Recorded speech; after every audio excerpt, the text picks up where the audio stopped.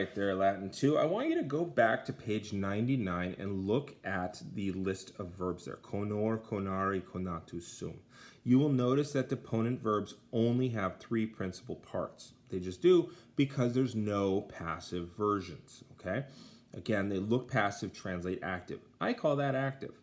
So conor, it's first person singular present tense. Conari, that's the infinitive, the present active infinitive. And conatus sum, okay, and that's the perfect, the first person singular perfect tense. The only thing that's missing is the perfect passive participle or the future active participle because it doesn't have four principal parts. It only has three. Now, last time I went over the participle tree and I went over the infinitive tree for you.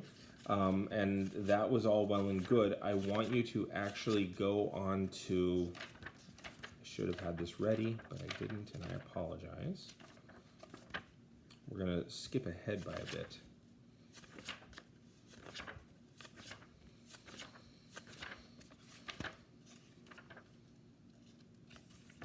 There we go. Go on to page 185, and then page 186.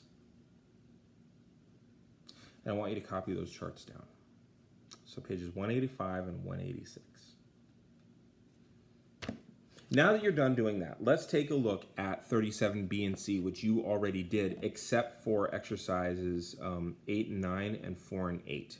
Okay, so 8 and 9, secura and kolabi. All right, I want you to take a look at kolabi, okay, and secura. And I want you to fill them in now, knowing what you've just filled in with all of the tables. Those should help. Then I want you to do 37C and make sure you do numbers 4 and 8. And 4 and 8 are very specifically held out so that you can, again, go look at your charts and find the forms that we're supposed to be finding for there. I really just want to highlight those two things so that you know that they're slightly different forms. So it'll take a little bit of looking, but now you can turn those in once you're done with it. Okay? Now, let's take a look at 37D and 37E. 37D, unfortunately, you have to write the whole thing down because I need you to get used to writing these forms, okay? So, quid puellae facere conantur, puellae palam facere conantur. Quid tu facere conaris, ego laborare conor.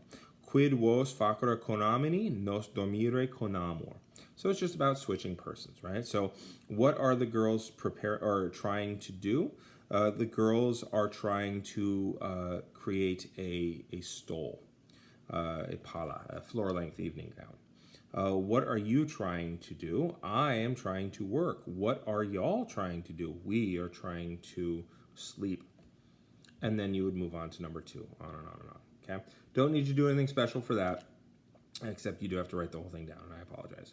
Number 37E, okay, so they give you a word in italics. You give them the word in parentheses in the proper person, number, tense, voice, mood. And the mood for you right now is just indicative, so you should be fine. Unless we're on number 5, in which case it would be imperative mood. So, Valerius Brundisio idibus novembrius discessit slash, so I want you to put in the slash, let's see, profectus est. And then go ahead and translate. Valerius set out, and this is true for both of them, or you could say departed, from Brundisium on the Ides of November. Done.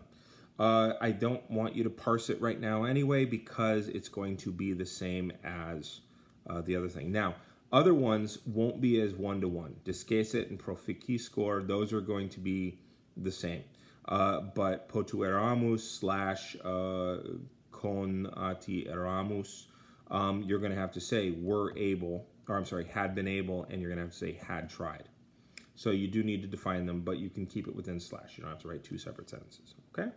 So 37D and 37E. All right, I'm going to hit the button.